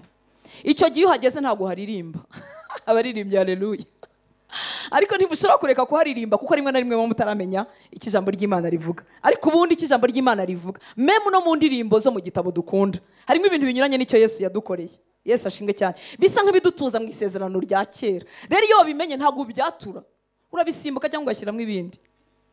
Urugero, Imana ishimwe ko ntazi uwo waririmbye iyo ndirimbo kandi nkaba ntanamurwanya. Haleluya. Iyo tuvuga ngo uratwegera harya ngo iki kuruta umwambaro nambaye, baririmba ngo iki? Amba hafi kuruta umwambaro nambaye. Ibyo bintu ni byiza ku muntu ufite Imana yakuri, sibyo? Biramuhumurije kuko yajyaga yihamagara nk'iri mu ijuru, sibyo? Murumva nshuti z'Imana, biramworohereje kandi mubimbwiye ko Imana imwegereye kuko urabona ko no mwambaro unyegereye, biramufashije. Ariko wasomye ijambo ry'Imana uzi ko Yesu ari muri nge imbere, umwambaro wanjye ntabwo ujya imbere. Mwabyumvise? Haleluya. Yesu yaratwibwiriye mu Baheburayo ngo yavanze umubiri n'amaraso natwe abana twebwe, yavanze umubiri n'amaraso. Muri make Yesu andimo, wenda turi buhagere n'ibikunda. Murumva icyo gihe rero umwambaro aranyegereye kuruta umwambaro nambaye, ntago nge byamfasha. Naramye ko Yesu ari imbere muri nge, ariko bifasha ufite Imana yakure cyane. Bose murabyumvise? Imana nihabwe icyubahiro. Muri make uko tumenya ijambo ry'Imana byatuma tugira n'indirimbo zitandukanye zihindutse, duhimba n'izihindutse, ariko umwuka wera azabidufasha. Haleluya, haleluya. Niyo mpamvu umwitozo wa mbere w'umuririmbyi ntabwo ari ukugorora amajwi, inshuti z'Imana. Nyebi. Amen. Twagiye ku murongo wa 10 no turi. Mugende nk'uko bikwiriye twawurangije. Ubu bushobozi bwo kugenda uko Imana ishaka tuyinezeza muri byose byavuye hehe nema mwibuka? Byavuye muri kwa kwizera, kwavuye muri bya byiringiro by'ibyo babikiye mu ijuru, nabyo byari byaravuye mu byo bumvise. Bumvise iki? Bwa butumwa bwiza. Murabyumva? Haleluya. Byaje kubyara iyi migendere ikwiriye ab'umwami. Imana nishimwe cyane. Haleluya. Uku kumenya ibyo data atubiki, uku kumenya ibyo umwami yakoze, uku kumenya ijambo ry'Imana iteka bitubyarira ibyiza gusa. Haleluya. Tuvuye mu kumenya neza iby'Imana ishaka, tuvuye mu kumunezeza by'iteka, tuvuye mu kwera imbuto z'imirimo myiza yose. Izi mbuto z'imirimo myiza bitandukanye n'ibyo nakwigirisha. Ufite igiti nk'igiti cy'avoka ntabwo kivuga ngo ubwo bandeba ngo ngiye gusita nsohora avoka. Haleluya. Cyera avoka kuko gishoye imizi mu butaka, byanze bikunze kizera avoka. Amen. Uko dushorera imizi muri Kristo, ntabwo tuvuga ngo none ngo ngiye kwitoza ngo mama Levi ngo ndamubwira neza. Ntabwo ari uko biba bimeze ngo ngiye kugerageza ngo negeranye amagambo ye, ahubwo aho nshoreye imizi hambyariye ubugwaneza. Hagenda hatubyarira ubugwaneza tutarinda kwihatiriza. Impamvu urugendo rw'agakiza rujya runanirana rukabiha nuko twibwira ko twabikora muri discipline n'imbaraga zacu. Oya, ibyo twakira bikadutindamo nibyo bitubyarira ubwo buzima bunejeje Imana kandi bweza imbuto ziryoheye n'abantu. Haleluya. Imana nishimwe. Amen. Uku kumenya kubyara ibyiza gusa. Twari tuvuye mu kumenya neza iby'Imana ishaka, mu kumunezeza iteka, mu kwera imbuto z'imirimo myiza yose, tugeze ahandi haryoshye kuri 11.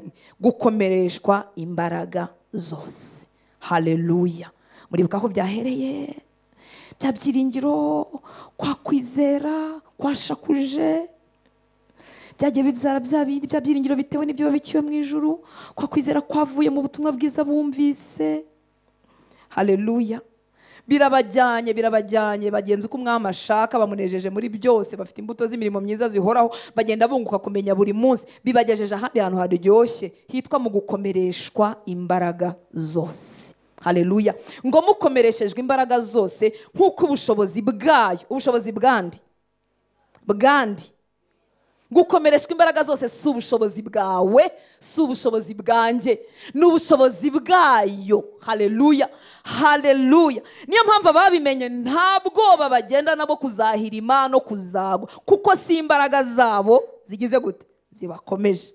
Mukomereshejwe imbaraga zose nk'uko ubushobozi bwayo, ubushobozi bwande we bw'Imana, nk'uko ubushobozi bwayo bw'icyubahiro bungana. Ayi, ni ubushobozi butagira akagero, ni ubushobozi budafite limite. Ubwanjye bufite limite, niyo mpamvu bwacogora, ariko ni ubushobozi bwayo. Dukomereshejwe imbaraga zose nk'uko ubushobozi bwayo bw'icyubahiro bungana. Ni ubushobozi bw'Imana kandi bw'icyubahiro, uko bungana nizo mbaraga zinkomeza. Haleluya. Ngo mubone uko mwiyumanganya. Iri jambo sinarikunze cyane kuko rirabivuga ukundi. Kwiyumanganya mu Kinyarwanda byenda kumera nko gushinyiriza, siko bimeze? Urimo urababara uhagaze nko ku musumari ariko urihanga, uriyumanganya. Ibyo rero ntabwo ari ku mwuka bikora. Reka turareba mu zindi ndimi. Haleluya.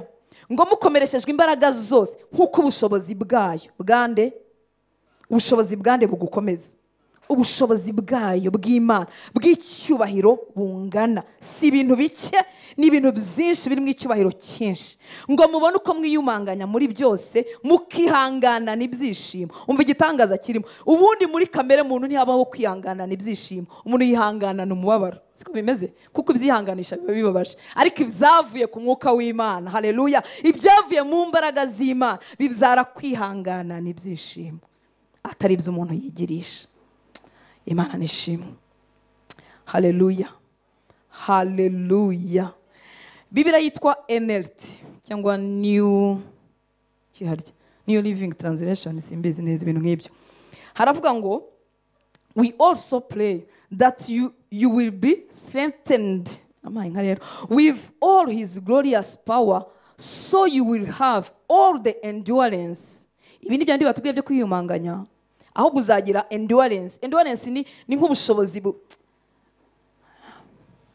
endurance nyine nibyo ngibyo. N'ubushobozi, tuvuge umuntu arirukanka metero 5,000. Resistance. Umuntu yagombye kwirukanka metero 5,000. Udafite endurance ntari bubigereho, aragarukira kuri metero 100. Ariko ufite iyo resistance, ufite ni nk'izo mbaraga zimuhesha gukomeza gukora kandi bigoye ariko akabibasha. Murumva ko kwimanganya ko mu Kinyarwanda ko badutuburiyemo gake. Haleluya. Ni endurance. Nukuvuga ngo yari yitoje kugeza igihe adevelopa igihaha gifite imbaraga zo kwirukanka akarangiza metero 5,000. Haleluya. Umwuka wera rero atugenza atyo, ntago twihangana dushinyirije, ahubwo yaduhaye endurance, yaduhaye izo mbaraga zo guhangana n'igikomoka ku isi uko cyaba kimeze uko ariko kose. Haleluya, haleluya. So you will have all the endurance and patience you need. Nukuvuga ngo endurance nari nkeneye, resistance nari nkeneye, kwihangana nkeneye, nabyo narabihawe. Haleluya. Kubera kwa kwizera nkomora muri bya byiringiro nakuye muri kwa kumva ubutumwa bwiza. Murabyumva nshuti z'Imana? Amen. Haleluya. NIV ikavuga akanyuma ngo so that you may have great endurance and patience. No kuvuga ngo murakomejwe, byandi twavugaga, mukomereshejwe imbaraga zose nk'uko ubushobozi bwayo bw'icyubahiro bungana, kugira ngo mugire endurance, mugire great endurance, endurance ikomeye no kwihanga. Ibi bintu si by'umuntu yigira, ahubwo hari ahantu abikomora. Yaririye ku meza y'umwami, ijambo ry'Imana ryagwiriye mu mutima we, ryahinduye uko yizera, ryahinduye ibyiringiro yari afite aho abyerekeje, byamuhinduye mu mitekerereze, byamuhaye kumva, byamuhaye kumenya neza ubushake bw'Imana, bimubyariye endurance, bimubyariye resistance ku miyaga iyo ariyo yose. Mana ishimwe cyane. Haleluya. Niyo mpamvu Yesu yavuze ngo umuntu wumva amagambo yanjye akayakomeza, akayitaho, akayumva, ngo ameze nk'umuntu wagiye kubaka inzu, agacukura akagera ku rutare, yarangiza agaterekaho inzu ye.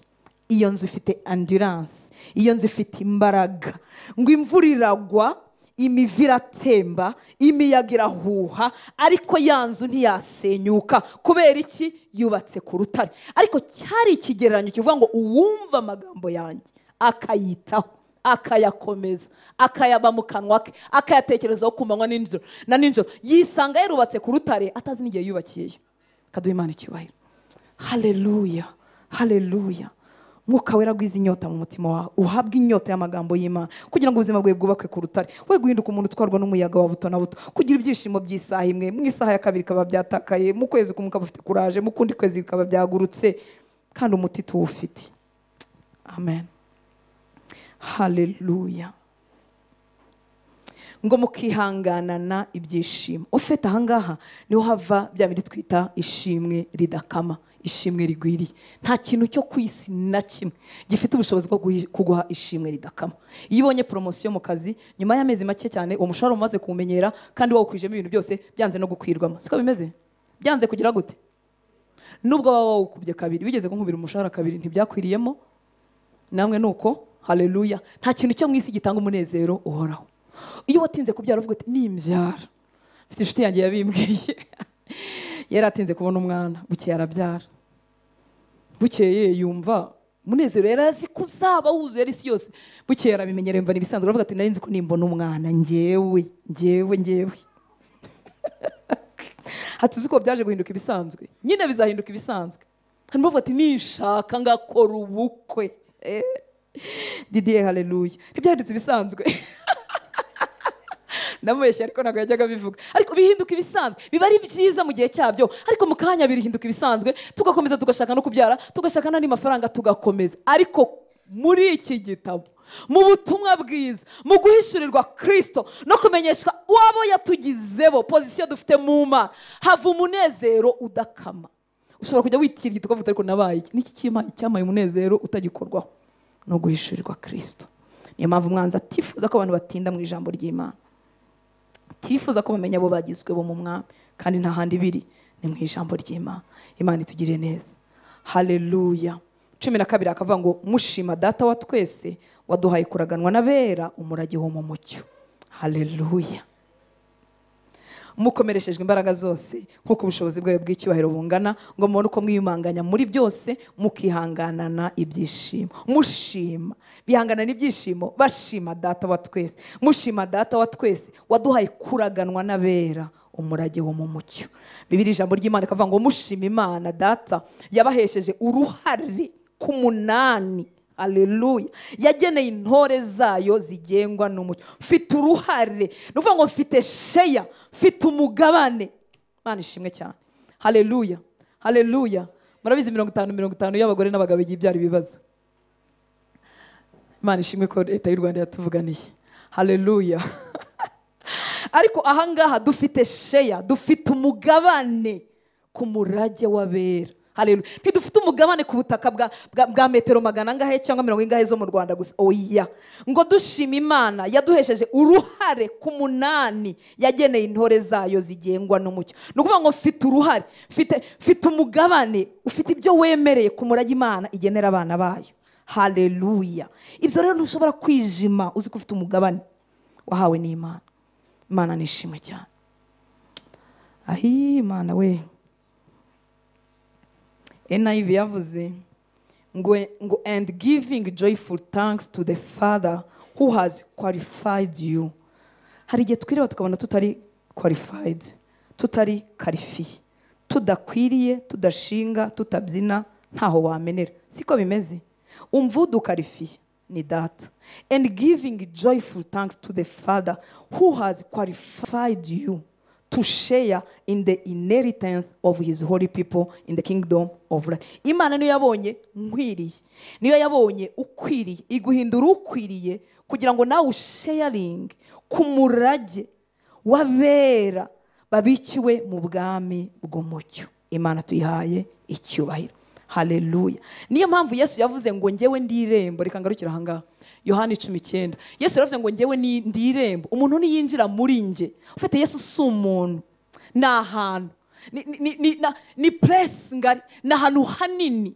Yarivuye ngo umuntu niyinjira muri nje. None se umuntu bamwinjiramo? Ariko Yesu si umuntu gusa, na ahantu. Oh haleluya. Ngo umuntu niyinjira muri nje azabona urwuri.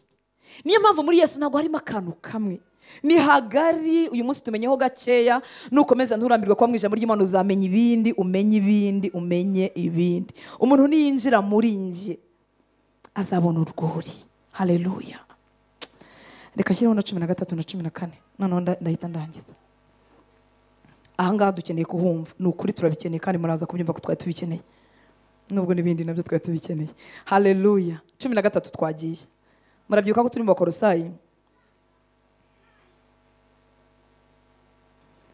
ariko ibintu kubicamo kabiri biba bibishye, nubwo mba mbona ari njye wafashijwe cyane. Haleluya. 13, niwe wadukijije, uwo ni Yesu bariho, niwe wadukijije ubutware bw'umwijima. Haleluya. Akadukuramo, akatujyana mu bwami bw'umwana we akunda. Yesu yaradukijije, yadukoreye icyo twita deliverance, yindi yazungurukije abantu. Haleluya. Niwe wadukijije ubutware bw'umwijima, akadukuramo, akatujyana mu bwami bw'umwana we akunda. Ndi mu bantu bemera deliverance ko ari igihe umuntu aterwa n'amadayimoni n'imyuka mibi bikaba ngombwa ko afashwa n'undi muntu, ariko abera benshi saho bahagaze. Abera benshi baboshywe n'icyo babasha kwibohora bakoresheje ijambo ry'Imana ryonyine, baboshywe n'uko batamenye abo bari bo mu mwami. Muri inshuti z'Imana, nta bundi buretwa bubirimo. Haleluya. Niwe wadukijije ubutware bw'umwijima, ubundi bagomba kuvuga ngo niwe watubohoye, adukura mu butware bw'umwijima, akadukuramo, akatujyana mu bwami bw'umwana we akunda. Umunsi wo gukizwa habaye transfer, narimuwe, uretse ko ngewe wakera n'ubundi yarapfuye, haje umushyashya. Iyi ni imvugo gusa. Haleluya. New King James Version iravuga ngo he has delivered us from the power of darkness and conveyed us, yaradushore, yaratujyana, conveyed us into the kingdom of the Son of his love. Haleluya. Uyu Yesu ntiyabikoze ngo bigarukiraho, yaratwimuye, yakoze ikintu kidasanzwe mu muntu wacu wamwe imbere, yatubohoye munsi y'imbaraga z'ubwami bw'umwijima. Muri make nta bwami bw'umwijima namba bwemerewe kukugiraho imbaraga, bwemerewe kukugiraho ubutware. Iyo bugufiteho ubutware buba buhari mu buryo butemewe n'amategeko. Ni kwa kundi umuntu aba akiri mutoya ataramenya ibyo yemerewe. Imana ishimwe cyane. Haleluya. 14 akavuga ngo niwe waducunguje amaraso ye ngo tubone kubabarirwa ibyaha byacu. Yaducunguje amaraso ye. Ijambo ryo gucungura ko turivuga kenshi twagiye turitesha agaciro, ariko gucungura ni ukugura ikintu cyari cyarahawe uriya yaragitwaye gifiteho mu maboko ye, nkakigura nkakigira icyanjye. Haleluya. Yesu yishyuye amaraso ye kugira ngo dukurwaho twari turi, tubabarirwa ibyaha byacu, dukurwa mu butware bwa Satani, duhinduka b'Imana bya burundu. Haleluya. NLT yaravuze ngo who purchased our freedom, nuvuga ngo yaguze umudendezo wacu. Haleluya. Niwemerewe kuba imbata kandi umudendezo wawe hari umuntu wawishyuriye. Imbata y'ikintu icyo ari cyo cyose, yaba imbata y'ubwoba, yaba imbata y'icyaha, yaba imbata y'iki, nta kintu na kimwe wemerewe kuba imbata yacyo, kandi hari umuntu wishyuye umudendezo wawe. Haleluya. Ibi bintu impamvu bashyiramo n'aya magambo, muribuka ko icyo gihe hari ububata bwarakoraga, abaslave bari bakibaho. Niba narazaga baragurishwaga abantu nk'ibikoresho, murabizi Abanyafurika benshi baratwawe, benshi n'ubatuye mu gihugu cy'Amerika bareba maze y'imyaka myinshi hagiye abasekuruza babo. Ni ukuvuga ngo umuntu baramuguraga gatanga amafaranga cyangwa sinzi ibyo batangaga, sinzi, umuntu akaba igikoresho cyane, nk'uko iyi Bibiliya ari iyanjye nyigengaho nshatse nayikoresha icyo nshaka, umuntu bakamugura. Rero iyo mbata yabaga yaguzwe hanyuma igasubizwa ku isoko undi muntu akayigura, ntabwo uwo muntu wundi yakongera kuyigiraho ubutware. Umva rero aho turi. Haleluya. Hari umuntu wari umuntu 100%, akaba n'Imana 100%. Nta kintu kimwe cyaremwe kitaremwe nawe, yitwa Yesu Kristo. Yaragiye yishyura freedom yawe, yishyura umudendezo wawe, yatanze ikiguzi cy'amaraso ye kugira ngo utaba mu bubata bw'ikintu icyo ari cyo cyose, mu bubata bw'indwara, mu bubata bw'ikintu icyo ari cyo cyose. Muranyumva nshuti z'Imana? Haleluya. Haleluya. Nta kuvuga ngo iwacu nuko bapfa, iwacu ntibagira gutya, bya bintu byose by'ububata yarabyishyuye. Haleluya. Who purchased our freedom and forgave our sins. Yaguze umudendezo wacu, yarawishyuriye, arangije tubabarira ibyaha byacu byose. Yesu yanguriye umudendezo, yarawishyuriye n'amaraso ye. Yishyuye umudendezo wawe n'amaraso ye. Wikwemera kubaho utemera ibyo yagufatiye, utemera ibyo yagukoreye. Mwibuke ko bibanza mu kubyemera mbere yo kubiviva, cyangwa mbere yuko bihinduka lifestyle, bibanza kubyemera. Niyo mpamvu ijambo ry'Imana ntirigira gisimbura, niryo rizana rimpesha kubyemera, kubyanderstanding, kubisobanukirwa, nkabyemera, bigahindura imitekerereze yanjye kugeza igihe bizahindura uko mbayeho muri iyi si. haleluya.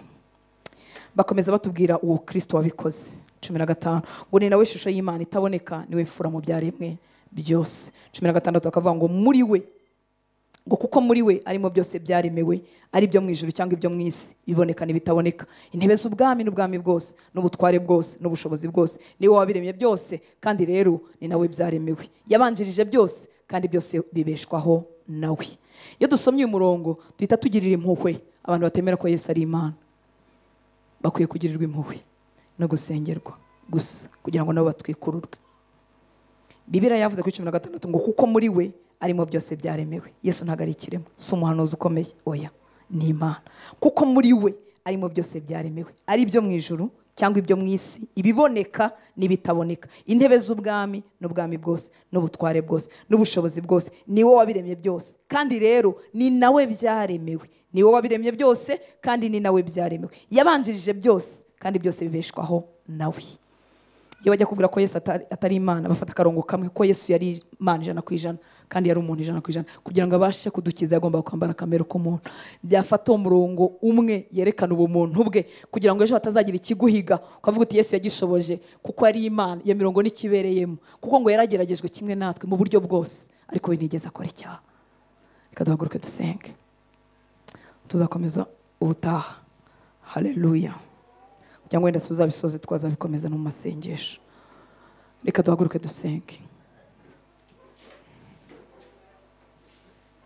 Turimo turavuga umuhamya wuzuye ibyo ahamya. Ijambo ry'Imana rizakugira, rizakuzura, rikugira undi muntu.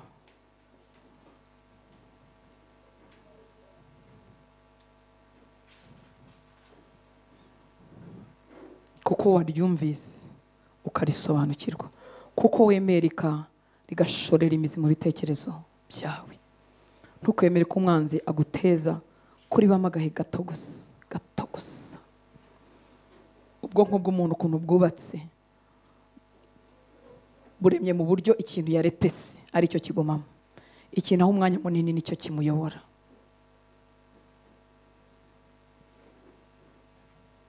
Nicyo kimuyobora. Kumva amakuru kuri televiziyo ni byiza, umuntu amenya aho isi igeze, ariko umuntu ashobora kumva amakuru kuri CNN, akayumva kuri Al Jazeera, akayumva kuri France 24, akayumva kuri BBC, akayumva none akayamaramo amasaha nk'atanu. Intambara zikamwuzura rwose. Uko zimwuzura akabimenya ibibanza n'ibikurikira n'ibizakurikira, akana project akavuga ati intambara ya gatatu y'isi, ati ndebye uko bimeze, ati ishobora kuzaba aga project kubera ko yabyumvise umwanya munini. Nta muntu ufata umwanya mu ijambo ry'Imana ngo risigare ritamuhinduye, kuko si amagambo y'abantu, si ikinyamakuru. Uba uri muri relationship n'Imana. Ijambo ry'Imana niyo Mana. Twigeze kuririmba kare muri ya ndirimbo y'amagambo no muri mu ijambo ry'Imana avuga ngo ibuye bwubatsi banze ryahindutse rikomeza imfuruka, ari ryo Yesu Kristo. Kwanga Yesu sukumbwira ngo Yesu ndakwanze, ariko iyo nanze ijambo rye, iyo ritabonye umwanya, mba nanze ibuye rikomeza imfuruka. Kandi yarivuye ngo udateranya nanjye arasandaza. Impamvu ubuzima busandagurika, simvuga ibyago n'amakuba ko bigera kuri bose, ariko Stefano bamuteye ibuye, bamutera irya kabiri, sinzi niba baramuteye angahe, ariko bamaze umwanya bayamutera, ariko amabuye ntaho yafashe. Uzumve, muribuka ko bari bamutoye ari umudiyakoni wo kugabura ibyo kurya ku bapfakazi, bari bavuga ko habaho kubera hagati y'abapfakazi ba Kigereki n'abakiyuda, ariko baravuga ngo batora abantu buzuye umwuka w'Imana, bashimwa n'Imana n'aba buzuye umwuka wera.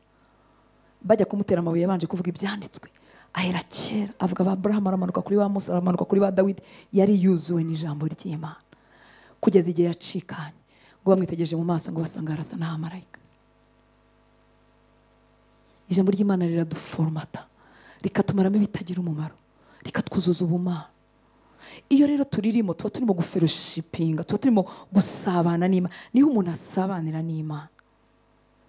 Iyo dusenga rimwe na rimwe tutaryuzuye, dusenga amaganya n'imiruho, ndetse tukibutsa imiruho yacu n'ingorane, tukajya twibwira ko ariko twasenze.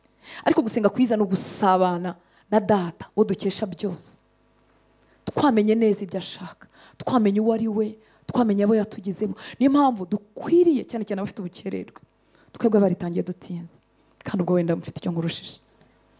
Niyo mpamvu dukwiriye kugira ijambo ry'Imana rigwiriye mu mitima yacu. Genda urisubiremo ryuzure mind yawe. Ntiwemere ko umwanzi akuriganya. Twabonye inama Uwiteka yagiriye Yesu, harimo ngo bizatuma utuma inzira zawe ziba prosperous. Wowe Yesu, ibintu nubikora uzagira success, good success aho uzajya hose. Gutinda mu ijambo ry'Imana ni urugamba rwo mu mwuka.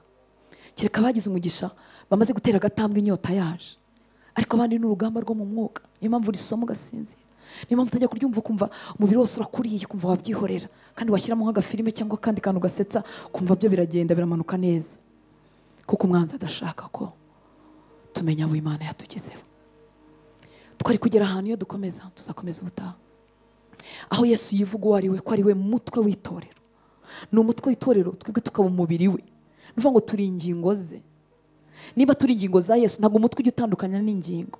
Igihe ubwonko bwataye akaboko komande yo guterura ikintu ntibiguterure, haba hajemo indwara. Nuvuga ngo ukuboko kwanjye kuba kwabaye pararize kuburwaye. Ubundi turi umubiri wa Kristo, nitwe maguru ya Yesu, nitwe kanwa ka Yesu, nitwe birenge bya Yesu. Nagombye kubaho, wagombye kubaho ko Yesu abaho. Dutsinda, tunesha, twuzuye ubutware, twuzuye imbaraga, twuzuye gutsinda isi. Mwanzi araturiganya, tugahinduka igihimba cyabaye pararize, kitagikonekita n'umutwe wa Yesu. Kandi Yesu we ntigeze yitandukanya n'itorero, ni umutwe w'itorero arabivuga ngo naryo rikaba umubiri we ushyitse, ushyikirwamo na byose. Data, turagushimye kuri nyuma y'ijambo ryawe, tuguhaye icyubahiro. Urakoze kuganira n'imitima yacu, urakoze gusabana natwe, urakoze kudadusize twenyine, urakoze kuri kumwe natwe kuzagera ku mpera y'isi. Urakoze ko tutakwambaza uri Imana ya kure, uri Imana iri imbere muri twebwe, ngo ntabwo uri kure y'umuntu wese. Urakoze ko ari usuka inyota mu mitima yo kuba muri iri jambo. Ndagushimira inyota washyitse mu mitima yacu kugira ngo twicare twigishwe nawe. Ndagushimira ko waryohereje ngo rikaza rimeze nk'inyundo imenagura ibitare. Reka ibintu by'ibitare byose bitubatswe nawe byari biri mu buzima bwacu bimenagurike uyu mwanya, ngo rimeze nk'umuriro ukongora. Reka ritambuke ritwike ibintu byose bitashyizwemo nawe, ngo rimeze nk'inkota ityari ya mugi yombi. Reka ritandukanye ikintu cyose kigomba gutandukana n'ubuzima bwacu, maze ibyo ushaka bitwuzure. Watugize umubiri wawe, maso yanjye areba nk'uko ari wowe wakarebye, ibiganza byanjye bigakora nk'aho ari wowe wagakoze, amaguru yanjye akagenda nk'aho ari wowe wakagiye, kubaho kwanjye kukagera ahantu kukazana amahoro n'umugisha nk'uko ari wowe wakahageze. Uwo ni wo murage wabera. Reka abahungu n'abakobwa bawe, abagore n'abagabo, abakozi bawe, abana bawe bagende basabana nabyo, babyuze, bibuzure, bihindura ubuzima bwacu. Twuzure ishimwe ridakamwa, twuzure umunezero udashira. Ijambo ryawe rigume ku rurimi rwacu, rigume mu kanwa kacu, turitekereze ku manywa na nijoro. Ndagushimira kubwo bushobozi wabuduhaye. Igihe kimwe wahindukiye abigishwa bawe urababwira ngo nafite ibintu byinshi byo kubabwira, ngo ariko ntabwo mwabasha kubyumva, ngo ariko igihe kizaza umwuka wera azaza azabigisha byose. Ndagushimira ko turi mu gihe cy'umwuka wera, aho turi itorero ryigishwa byose, rikamenyeshwa byose. Urakoze ko waduhaye kumenya kuba Imana, urakoze ko waduhaye kuguhishurirwa kuba Imana muri twebwe. Ntiwabigize ubwiru ngo tujye kubibaza abandi bantu, ahubwo urabiduhishurira ko bafite inyota. Ndagushimira inyota usutse mu mitima yacu, ndagushimira gutwikururwa kubaye ku bwenge bwacu. Mvuze umugisha ku bwoko bwawe, imirimo y'amaboko yabo igira umugisha, amago yabo agira umugisha, urubyaro rwabo rugira umugisha, abavandimwe babo bagira umugisha, ababyeyi babo bagira umugisha, ubuzima bwabo kuva ku mutwe kugera ku birenge bugira umugisha, amagara yabo abe mazima, bagukorere baguwe neza, basohoza icyo wabaremeye. Ndimura kurwara n'intege nkeya n'ikintu cyose kitava kuri wowe mu buzima bwabo mu izina rya Yesu. Ndimura kubunza umutima, ndavuga ibyiringiro, ndavuga imbaraga, ndavuga amahoro mu mutima wa buri muntu wese. Utasize amahoro iwabo asange ari amahoro, winjiye ashobewe asohokana ibyiringiro bidakama. Iyi nyota yo kuba mu ijambo ryawe igume mu mutima we, igume mu mutima we byiteka. Agende yunguka kumenya kose, agende yunguka ubwenge bwose bw'umwuka, agenda agwiza kumenya ubushake bwawe.